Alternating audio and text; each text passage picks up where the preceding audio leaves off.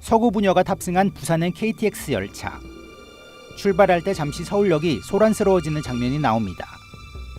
카메라는 KTX 내부에 초점을 맞추기에 무슨 일이 벌어지는지 알 길이 없습니다. 도대체 서울역에서 무슨 일이 일어나고 있었던 걸까요? 첫 번째 감염자는 어쩌다가 다리에 심각한 상처를 입었을까요? 영화 부산행을 본 관객이라면 당연히 품게 되는 이런 의문들.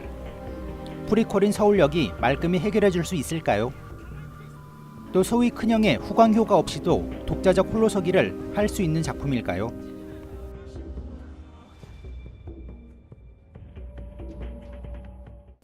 애니메이션인 이 영화는 의문의 바이러스가 시작된 서울역을 배경으로 아수라장이 된 대재난 속에서 오직 생존을 위해 사투를 벌이는 사람들의 이야기를 그립니다. 가출소녀 혜선과 그의 남자친구 기웅, 그리고 딸을 찾아 나선 아버지가 중심 인물들로 목소리 연기는 각각 배우 심은경, 이준과 류승룡이 맡았습니다. 서울역은 연 감독의 말을 빌리자면 아주 어둡고 직설적인 영화입니다.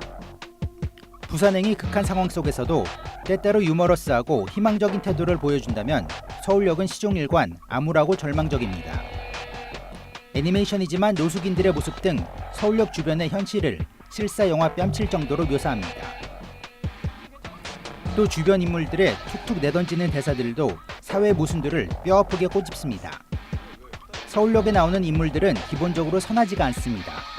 기웅은 처음에 혜선에게 도움을 줬다고 하지만 돈이 떨어지자 혜선에게 성매매를 강요합니다.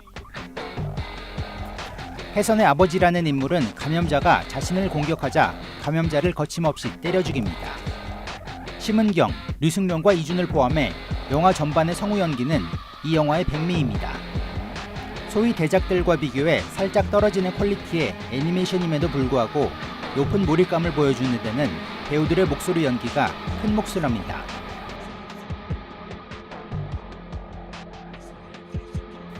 허나 아쉬웠던 부분은 캐릭터들이 대화를 할 때 목소리와 입술 움직임이 맞아떨어지지 않는다는 느낌을 받은 점입니다.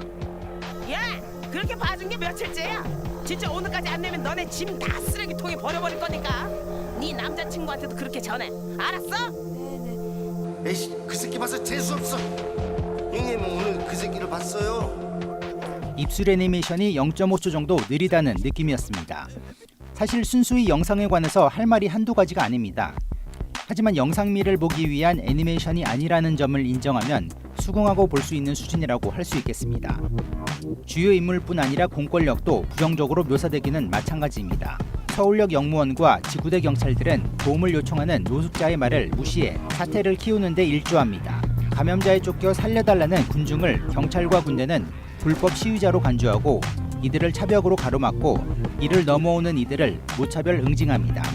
이 대목에서는 5.18 광주민주항쟁이 오버랩 되기도 했는데 아마 많은 분들도 비슷하게 느끼지 않을까 싶습니다. 부산행과의 연관성에 대해 궁금한 분들이 많을 거라고 생각되는데 이 부분에 있어 서울역의 태도에 실망할 수 있습니다.